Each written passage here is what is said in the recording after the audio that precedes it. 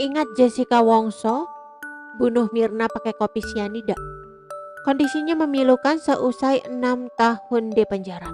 Masih ingat dengan Jessica Kumala Wongso? Pada tahun 2016 silam, publik digegerkan dengan kematian perempuan bernama Wayan Mirna Salihin seusai minum kopi di Cafe Oliver Jakarta Pusat.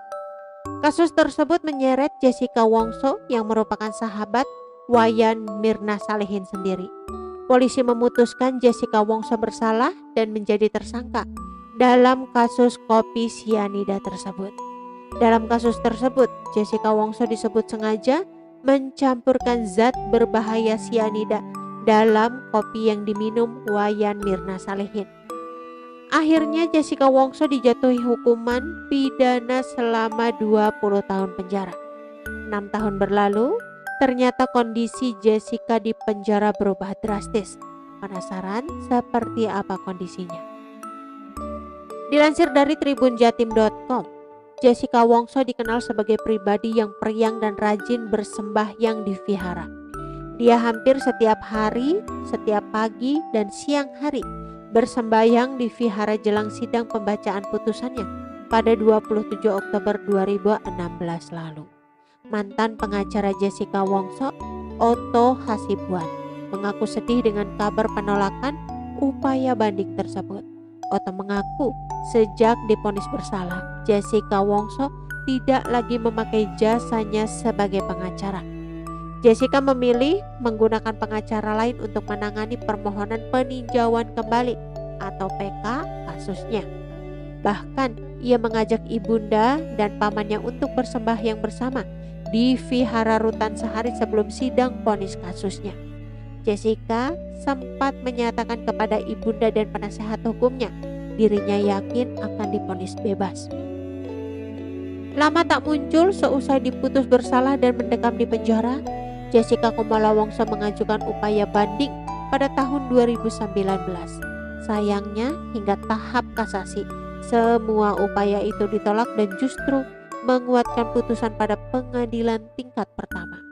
Meski saat itu sudah tidak lagi menangani Jessica Wongso, Otto menyatakan bahwa kliennya itu tidak terbukti membunuh. Masalahnya, tidak ada satupun rekaman CCTV memperlihatkan Jessica menuang racun sianida ke dalam minuman yang menyebabkan Mirna meninggal. Belakangan Jessica Wongso memberikan pengakuan bahwa dia bukanlah orang yang meracuni Mirna. Pengakuan itu tertuang dalam nota pembelaan atau pledoi yang dibacakan Jessica pada sidang kasus ke-28 di Pengadilan Negeri Jakarta Pusat. Ia membela diri di hadapan majelis hakim yang dipimpin oleh Hakim Kisworo. Ia merasa dirinya diperlakukan seperti sampah. Bagaimanapun juga saya tidak membunuh Mirna. Jadi seharusnya tidak ada alasan untuk memperlakukan saya seperti sampah, ujar Jessica. Pada 16 Januari 2016 atau 6 hari setelah pemakaman, Kepala Puslab 4 Polri saat itu, Brigadir Jenderal Alex Mandalikan, mengungkapkan bahwa ada zat sianida dalam kopi Mirna. Racun mematikan tersebut juga ditemukan di lambung Mirna setelah diperiksa. Ternyata ada sekitar 3,75 mg sianida dalam tubuh Mirna. Oleh karena itu, polisi meningkatkan penyelidikannya menjadi penyidikan. Peningkatan status tersebut karena diduga ada tindak pidana kematian Mirna.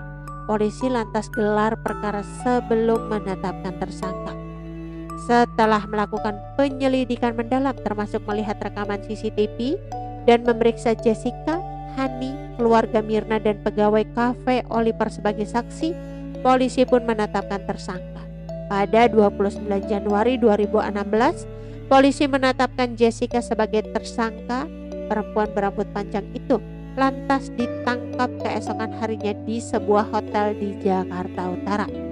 Jessica yang beberapa hari sebelumnya kerap tampil di televisi swasta untuk membahas kematian temannya, diduga menaruh racun sianida dalam kopi Mirna. Usai ditangkap, Jessica menjalani sejumlah pemeriksaan, termasuk melakoni tes kejiwaan di RSCM guna mengetahui motif di balik pembunuhan Mirna. Drama pra-peradilan, persidangan, putusan hakim. Pihak Jessica mengajukan pra-peradilan ke Pengadilan Negeri Jakarta Pusat pada 16 Februari 2016 silam. Salah satu kuasa hukum Jessica, Yudi Wibowo, mengatakan bahwa pihaknya mengajukan pra-peradilan lantaran merasa penetapan dan penahanan kliennya tidak sah. Namun, Pengadilan Negeri Jakarta Pusat menolak gugatan pra-peradilan yang diajukan Jessica pada 1 Maret 2016 karena dianggap salah alamat. Setelah divonis 20 tahun penjara atas kasus pembunuhan Iwayan Mirna Salihin, Jessica Kumala Songko lebih sering berdiam di dalam kamar selnya. Dilansir dari tribunpekanbaru.com, Jessica tampak lebih pendiam setelah kasus pembunuhan yang menyeret nyawanya itu. Jessica belakangan ini setelah sidang putusannya jadi lebih banyak diam di kamar saja, kata Ika Yusanti kepada Rutan Pondok Bambu saat dihubungi. Petugas lapas pun tidak tahu pasti apa yang menyebabkan Jessica Kumala Wongso berubah. Mungkin merenung atau berdoanya sekarang di kamar. Jessica Kumala Wongso keluar kamar kalau dibesuk sama orang tuanya saja, kata dia. Sebelumnya Jessica Kumala Wongso terbilang rajin bersembahyang di vihara.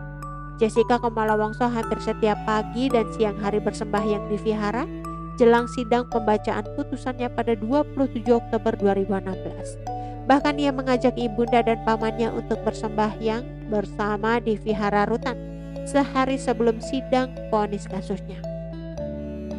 Namun takdir berkata lain pasalnya dalam sidang putusan di Pengadilan Negeri Jakarta Pusat.